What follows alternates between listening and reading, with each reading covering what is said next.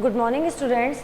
BSc final year की English medium की last class में हम लोगों ने जो पढ़ा था वो पढ़ा था कहाँ तक, बॉर्न मेयर के थ्रू हम लोगों ने क्या निकाली थी, टोटल एनर्जी निकाली थी।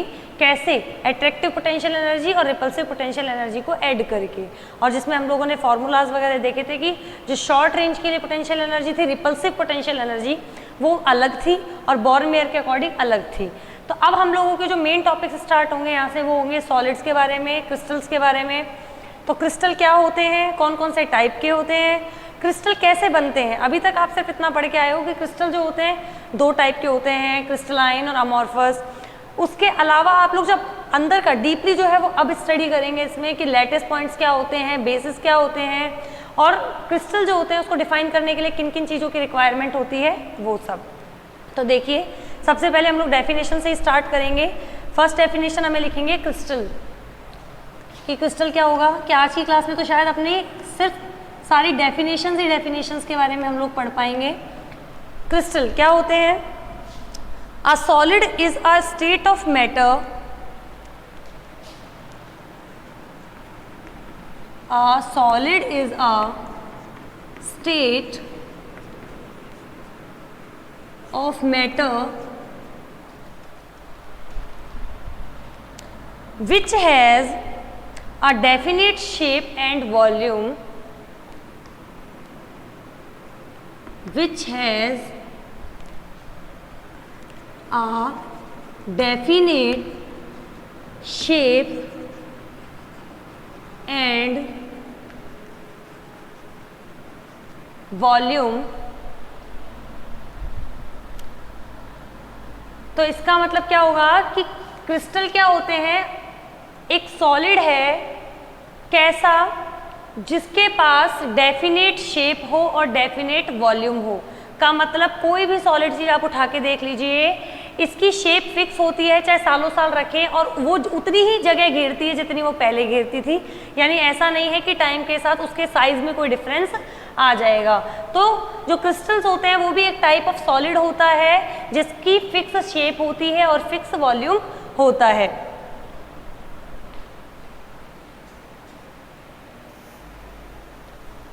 अब जो सॉलिड होता है उसमें ही एक अरेंज्ड जो अरेंजमेंट होता है एटम्स का और मॉलिक्यूल्स का, तो वो हो जाता है क्रिस्टल। का मतलब सॉलिड जो होता है वो तो एक बड़ी फैमिली हो जाएगी जिसमें क्या होगा कि डेफिनेट शेप और वॉल्यूम होना चाहिए मॉलिक्यूल्स और एटम्स का। बट जो क्रिस्टल होता है वो सॉलिड ही होता है, पर बस सॉलिड का एक थोड़ा सा मॉडिफाइड फॉर्म होती है जिसमें मॉलिक्यूल्स और एटम्स एक अरेंजमेंट में फॉर्म होते हैं, जिसमें यानी कि अगर वो एक फिक्स अरेंजमेंट में होंगे तो क्रिस्टल्स हो जाएंगे, क्रिस्टलाइन सॉलिड्स हो जाएंगे, और अगर अरेंजमेंट जो होगा वो उबड़ खाबड़ होगा तो वो अमॉर्फस हो जाएंगे।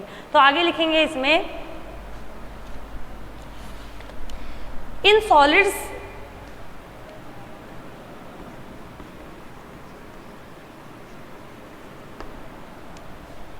the atoms and molecules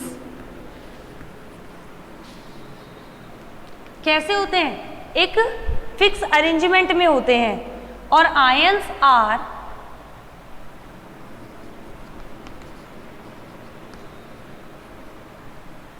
eight closest distance, क्योंकि पास पास होने चाहिए, उनके बीच में जो एट्रैक्टिव फोर्स है वो बहुत ज्यादा लगता है सॉलिड्स के बीच में। एट क्लोजेस्ट डिस्टेंस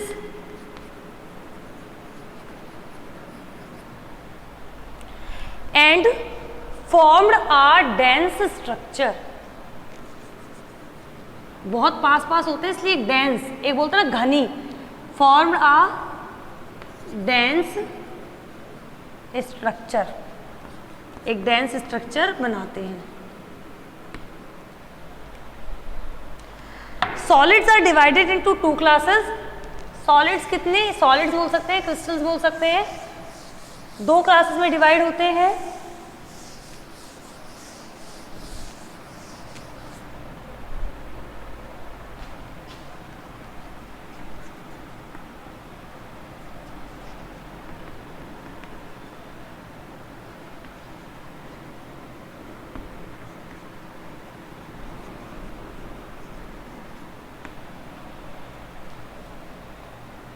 फर्स्ट है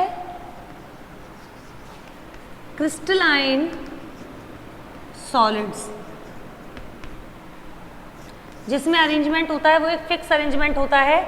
हम लोग चाहे इधर से देखें चाहे उधर से किसी भी कॉर्नर से देखें, वो अरेंजमेंट हमें हमेशा सेम लगता है। जैसे कि कोई भी चीज़ आप लोग ले लो, एक बॉल ले लो, बॉल को चाहे किसी भी डायरेक्शन से देखो वो हमेशा आपको सेम ही लगेगी, सेम इस तरह से। बॉल का मतलब अब ऐसे मत सोच लेना कि बॉल जो है वो किसी मतलब कोई स्ट्रक्चर उसकी ऐसी हो कि मतलब उस पर कोई शेप्स वगैरह बनी हुई हो तो इधर से देखेंगे अलग, अलग से इधर से देखेंगे अलग। मैं सिर्फ ये बता रही हूँ कि एक शेप के बारे में, कि एक स्फेयर देख लो आप, एक सिंपल स्फेयर, ना उस पर कोई कलर है ना कुछ, आप कहीं से भी देखो वो आपको हमेशा स्फेयर ही लगेगा, तो वो चीज़ है।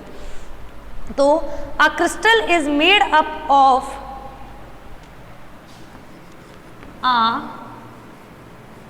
crystal is made up of a periodic arrangement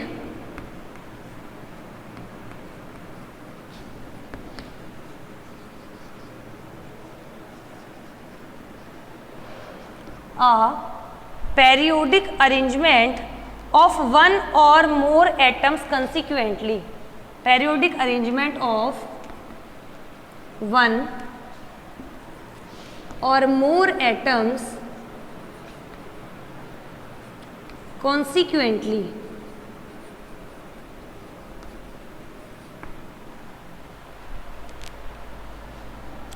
The crystal looks the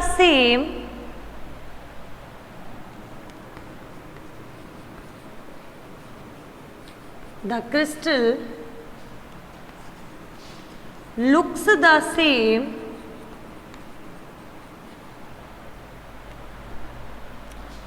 looks the same when viewed from any of the lattice point. When viewed from any of the lattice points. देखिए अब इसका मतलब जो crystal होता है वो एक periodic arrangement है। पेरियोडिक का मतलब होता है कि एक टाइम के बाद उस अरेंजमेंट का वापस से रिपीटेशन होना, वापस से लौटना। जैसे अगर हम लोग कहें सिर्फ एक ये एटम है और इसके ही बार बार हर जगह रिपीटेशन से ये क्रिस्टल बनेगी, तो फिर भी मैंने दूर बना दिए हैं, ये तो बहुत पास पास बनते हैं। ये सिर्फ समझाने के लिए कि पेरियोडिक का मतलब होता है एक फिक्स टाइम के बाद लौटना। जैसे कि पेंडुलम होता है घड़ी का, उसमें भी क्या होता है, ऐसे चक्कर लगाएगा, वापस एक फिक्स टाइम के बाद वो वापस अपनी पहली वाली पोजीशन पे आके सेम वैसे ही मूव करने लग जाता है। तो ये पेरियोडिक अरेंजमेंट हो जाता है सिंगल एटम का। और अगर एक से ज़्यादा एटम्स का पेरियोडिक अरेंजमेंट हमें देखना है तो हम लोग क्या देखेंगे, इस तरह से कि मान लिया ये एक अरेंजमेंट है, अब इसी का बार बार रिपीटेशन हो, पहले ये फिर ये फिर ये फिर ये, इसी तरह से फिर वापस से अगर यहाँ पे है तो फिर ये और फिर यहाँ फिर ये, इस तरह से जाते जाएंगे, यहाँ फिर ये फिर यहाँ फिर दिस, इस तरह से। ऐसे एक फिक्स अरेंजमेंट होता है, उसके थ्रू इस पे चलते जाएंगे। और एक इसमें जो बात ध्यान रखने लायक है वो ये है कि ये जो क्रिस्टल होते हैं ये हम किसी भी लैटिस पॉइंट से देखें, यानी कि किसी भी डायरेक्शन से देखें। अब आप लैटिस पॉइंट्स की बात करेंगे तो ये सारे हमारे लैटिस पॉइंट्स ही हैं। और अभी आपके समझने के लिए सिर्फ ये जो हैं ये सारे लैटिस पॉइंट्स हैं, बट अभी हम आगे पढ़ेंगे कि what are lattice points, what are lattice points, what is lattice and what are basis. तो वो सब है। बाकी अभी यहाँ पे समझने के लिए आप देख सकते हैं कि मान लीजिए सारे आपके लैटिस पॉइंट्स ही हैं, किसी भी डायरेक्शन से देखो ये हमें क्रिस्टल सेम दिखाई देगा, तो वो कौन सा क्रिस्टल हो जाएगा, क्रिस्टलाइन सॉलिड्स। कौन से सॉलिड्स हो जाएंगे, क्रिस्टलाइन सॉलिड्स। अगर इसके बारे में देखिए, एक तरह के एक जैसे, फिर दूसरी तरह के इस तरह से, फिर वापस ये अरेंजमेंट बार बार बिल्कुल सेम डिस्टेंस पे, same number of atoms, same number of lattice points होने चाहिए। और इस तरह से आप कहीं से भी जाइए, यहाँ से जाएंगे आपको बिल्कुल सेम दिखेगा, यहाँ से जाएंगे तो भी आपको सेम दिखेगा, कहीं से भी जाएंगे आपको सेम दिखेगा। तो ये हमारे पास कौन से सॉलिड्स हो गए, या तो इसको सिंपल क्रिस्टल बोल सकते हैं या क्रिस्टलाइन सॉलिड्स बोल सकते हैं। दूसरा आएगा अमॉर्फस सॉलिड्स। जिसमें ये फिक्स अरेंजमेंट नहीं होगा।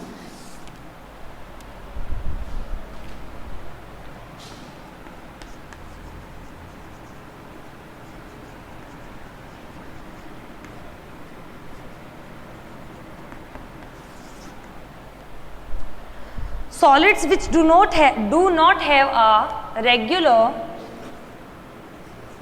solids which do not have a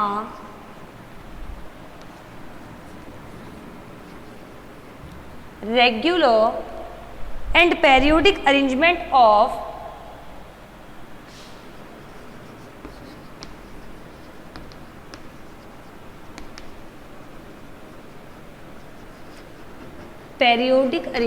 of atoms and molecules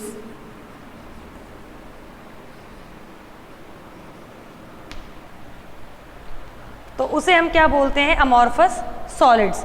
they do not have a definite shape, इनकी कोई फिक्स शेप नहीं होती।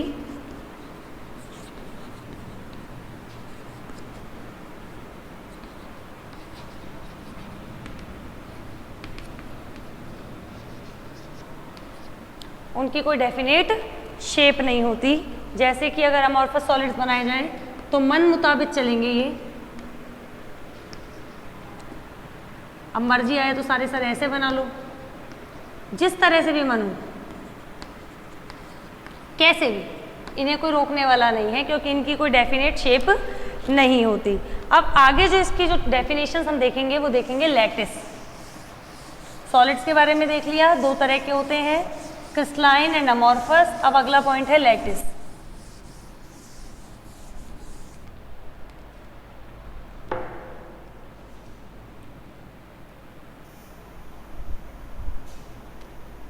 पहले इसकी डेफिनेशन लिखते हैं, देन उसके बाद इसको समझते हैं। यहीं से इंपॉर्टेंट पार्ट शुरू हो जाते हैं। Lattice, a lattice is an array of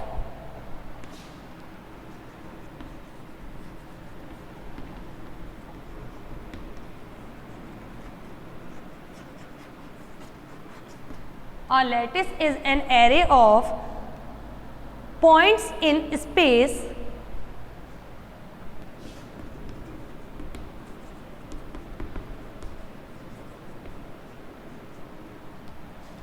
such that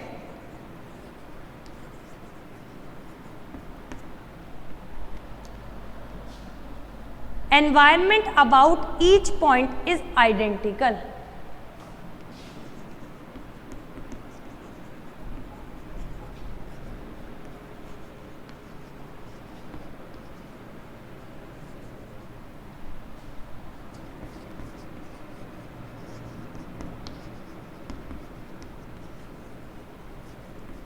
अब इस डेफिनेशन को समझिए क्योंकि अब यहीं से हमारे मेन पार्ट्स जो है वो स्टार्ट हो जाएंगे। देखिए, एक तरह से जो लैटिस होता है ना वो इस तरह से होता है।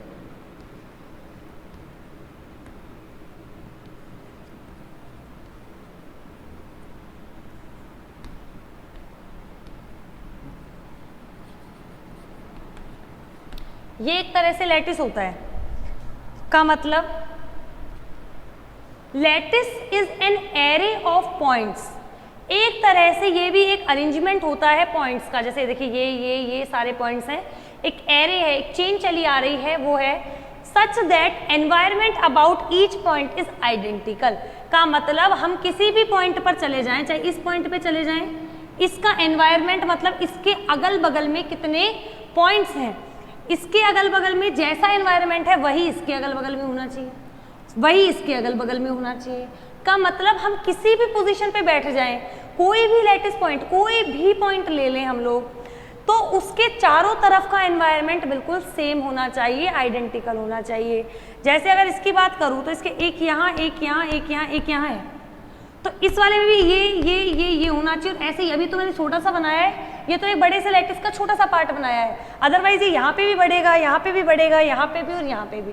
तो बस इतनी सी बात ध्यान रखनी है कि जो लैटिस होता है वो पॉइंट्स का मिला के एक एरे होता है, एक जाल होता है, एक लाइन होती है, एक चेन बोल सकते हैं, बट उसमें हर एक पॉइंट ऐसा हो कि उसके चारों तरफ जितने भी पॉइंट्स हैं, नंबर ऑफ पॉइंट्स उन पॉइंट्स की सिमेट्री, उन पॉइंट्स का नंबर और वो पॉइंट्स कैसे हैं, वो सारे के सारे बिल्कुल सेम होना चाहिए, यानी आइडेंटिकल होना चाहिए। अब नेक्स्ट जो पार्ट है इसका वो है बेसिस।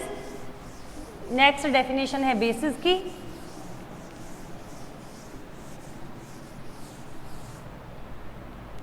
अगर ये आपके समझ में आ गया तो अभी आगे का पार्ट आप आराम से कर लेंगे, और ये आपके लिए नए भी हैं। Basis, the number of atoms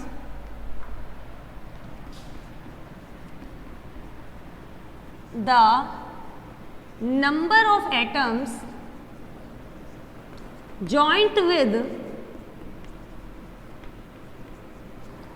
the number of atoms joint with a single lattice point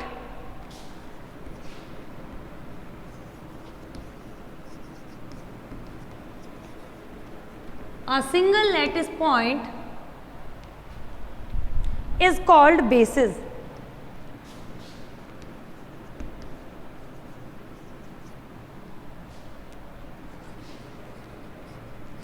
का मतलब अगर मान लीजिए ये एक लैटिस है, इसमें ये एक लैटिस पॉइंट है, इस लैटिस पॉइंट से, इस अकेले लैटिस पॉइंट से कितने एटम्स जुड़े हैं, 1 2 3, तो मैंने दूर बनाए, बहुत पास पास होंगे ये एक तरह से, इस तरह यहाँ ये है तो 1 2 और 3 इस तरह से होंगे। तो ये तो इसलिए कि ताकि आप इनको समझ पाए। इस एक लैटिस पॉइंट से 3 एटम्स जुड़े हुए हैं, का मतलब इसके बेसिस कितने हैं, 3 हैं। और अगर हमें क्रिस्टल बनाना है तो हर एक लैटिस पॉइंट पर 3 ही एटम्स ज्वाइन होने चाहिए, क्योंकि हम लैटिस की बात कर रहे हैं। तो लैटिस तो सिर्फ वही होता है कि हर एक पॉइंट के चारों तरफ का एनवायरनमेंट इक्वल हो, सेम हो। अगर मैं इस पर 2 एटम और 3 एटम जोड़ दूँ और इधर सिर्फ 2 ही जोड़ूँ तो एनवायरनमेंट जो होगा वो डिस्टर्ब हो जाएगा, सेम आइडेंटिकल एनवायरनमेंट नहीं रह जाएगा। तो इसीलिए अगर लैटिस जो है उसमें एक लैटिस पॉइंट पर कितने 3 एटम जुड़े हुए हैं, तो बाकी जितने भी लैटिस पॉइंट है सब पर 3 एटम जुड़ने चाहिए। तो बेसिस क्या हो जाएगा, 3, क्योंकि हर एक लैटिस पॉइंट पर 3 एटम्स ज्वाइन हो रहे हैं।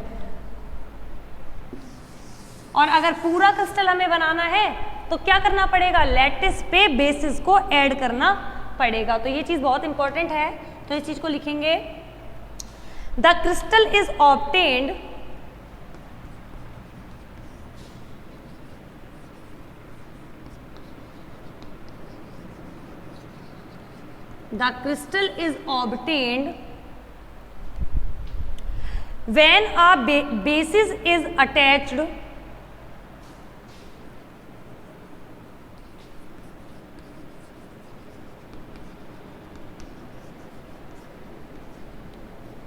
when a basis is attached to each lattice point।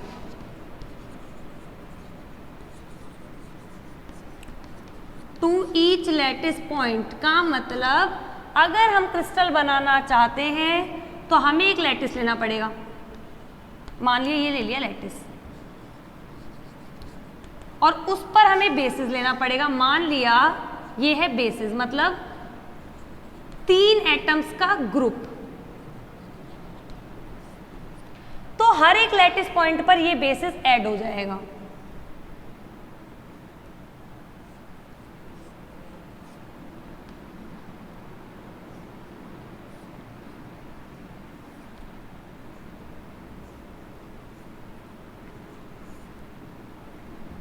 Same एक ही जैसा अरेंजमेंट होना चाहिए।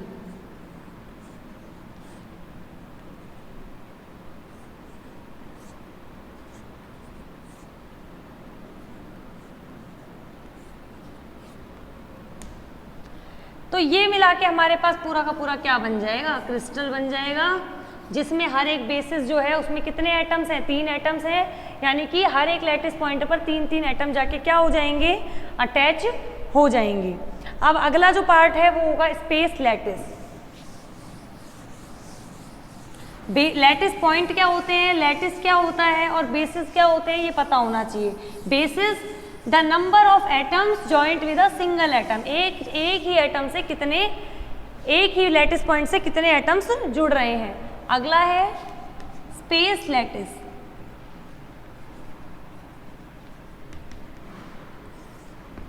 लैटिस तो जनरली होता है एक जाल, जालक।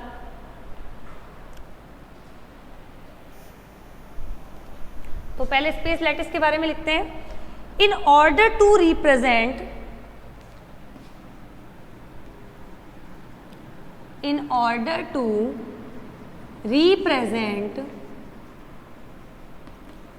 Lattice points,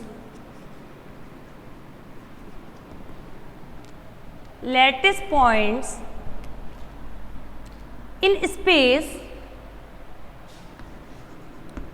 in space a coordinate system,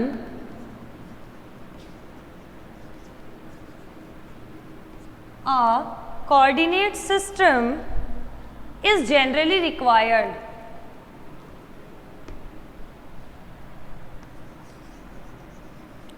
is generally required. जैसे हम लोग कोई भी एक पॉइंट के बारे में पढ़ते हैं तो हम लोग शुरू से पढ़ते आए हैं, हम लोग कोऑर्डिनेट सिस्टम लास्ट क्लास में पढ़ते आए हैं और 11th 12th से पढ़ते आ रहे हो कोऑर्डिनेट सिस्टम्स। तो कार्टेशियन तो आपने पढ़ा था और पिछले साल जो आपने पढ़ा था वो स्फेरिकल और सिलेंड्रिकल भी पढ़ लिया था। मतलब हमें किसी भी पॉइंट को जब डिफाइन करना है, समझना है, उसके बारे में पूरी जानकारी चाहिए तो हमें कोऑर्डिनेट सिस्टम की जरूरत पड़ती है।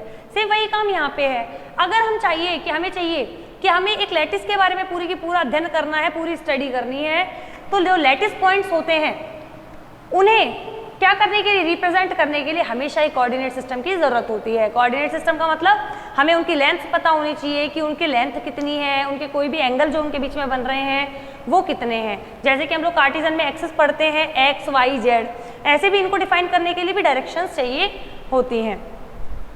तो लिखेंगे the lattice points can be generated by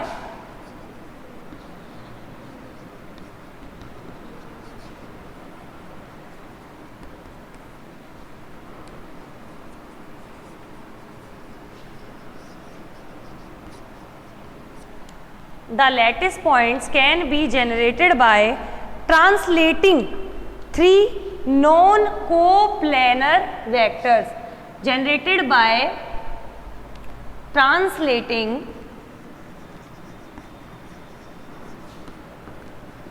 three coplanar vectors, known coplanar vectors, sorry, three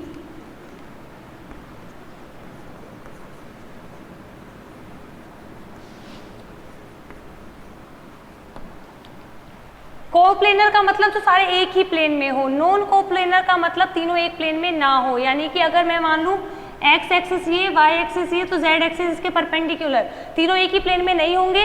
ये जो जेड है ये आउट ऑफ प्लेन हो जाएगा। तो इसीलिए अगर दो हम लोग वेक्टर्स की बात करते, 2D डायग्राम की बात करते तो शायद ये कोप्लेनर हो सकते थे, बट अगर 3D की बात कर रहे हैं तो किसी भी तरह से कोप्लेनर नहीं होंगे। Translating three known coplanar vectors, these vectors are called basis vectors,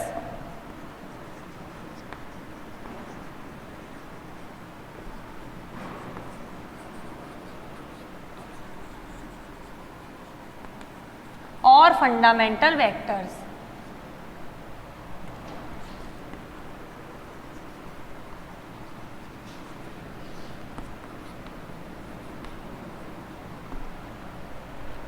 fundamental vectors. अब इनके बारे में देखिए किस तरह से करेंगे इनको define.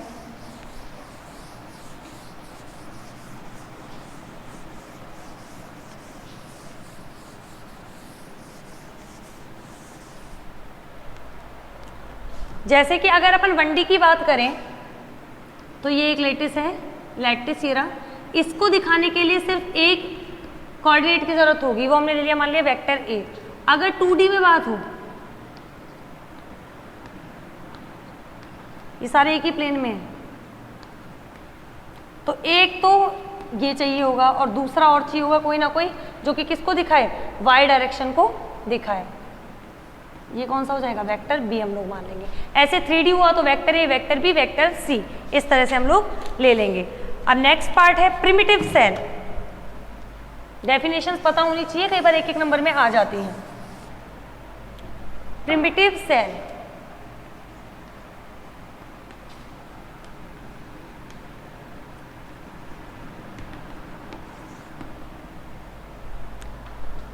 It is a parallelepiped of, पहले डेफिनेशन लिखते हैं, it is a parallelepiped of minimum volume और मिनिमम वॉल्यूम और an area and या a minimum area, एक minute, it is a parallelepiped of minimum volume or a plane of minimum area, क्योंकि 3D की बात कर रहे हैं तो एग्जांपल में पैरेललोपाइप लेकर चलेंगे जिसका वॉल्यूम कैसा हो, मिनिमम हो, और एक 2D में बात करेंगे तो प्लेन लेकर चलेंगे जिसका एरिया कैसा हो, मिनिमम हो। तो ये क्या होता है, प्रिमिटिव सेल होता है। कि मतलब अभी देखिए, अभी पता नहीं है, अभी आपको सिर्फ इतना बताया है कि प्रिमिटिव सेल क्या हो सकती है। 3D की बात करें तो एक ऐसा पैरेललोपाइप जिसकी शेप, जिसकी वॉल्यूम जो है वो कैसा हो, सबसे कम हो, छोटे से छोटा पार्ट।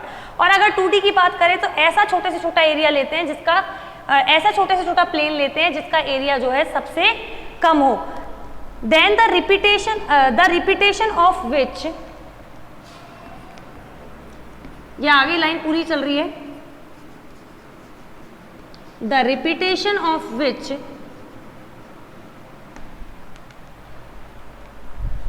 बिल्ट आ क्रिस्टल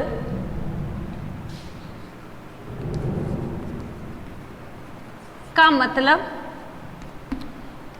छोटे से छोटा हिस्सा लेना है और उस छोटे से छोटे हिस्से को बार बार रिपीट कर करके ही क्रिस्टल आ जाए, उसके अलावा कोई दूसरा ना हो। फॉर एग्जाम्पल, अगर जस्ट एन एग्जाम्पल समझते हैं,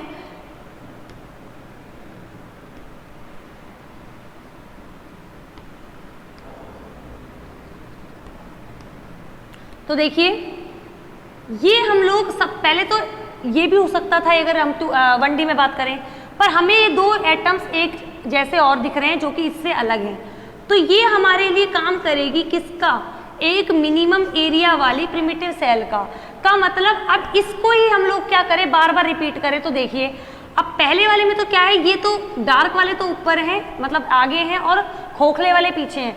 अब ये जो अगली वाली है वो ऐसे है, तो क्या ये और ये सेम है? नहीं। ये प्रिमिटिव सेल अगर अपन माने तो ये भी इसी की जैसी होनी चाहिए थी, मतलब इसी हिस्से को बार बार रिपीट करके हमें पूरा लैटिस मिल जाए। तो हमारी जो प्रिमिटिव सेल होगी वो ये नहीं होगी, वो होगी ये पूरी, जिसमें ये दो चार तो ठोस है और ये बीच में खोखले हैं। अगर अपन आगे बात करें तो ये इस तरह से बढ़ेगा। अब एक ये प्रिमिटिव सेल, इसी को रिपीट किया तो ये बन गया, इसी को रिपीट किया तो ये बन गया, और इसी को रिपीट किया तो ये बन गया। तो प्रिमिटिव सेल वो छोटे से छोटा हिस्सा जिसको रिपीट कर करके सिर्फ उसी को रिपीट करें और हमें क्या मिल जाए, पूरा का पूरा लैटिस मिल जाए। बस इसके लिए एक शर्त होती है, क्योंकि देखो वो याद रखनी इसलिए जरूरी है क्योंकि अभी हम लोग तो प्रिमिटिव सेल पढ़ रहे हैं और एक अभी हम आगे पढ़ेंगे यूनिट सेल। दोनों में एक छोटा सा अंतर होता है, वो पढ़ना बहुत जरूरी है, क्योंकि यूनिट सेल भी वही होती है कि जिसके रिपीटेशन से क्रिस्टल बन जाए, और प्रिमिटिव सेल भी वही होती है कि जिसके रिपीटेशन से क्रिस्टल बन जाए। बट अंतर आता है सिर्फ एक लाइन में। तो देखिए, it can contain only one lattice point.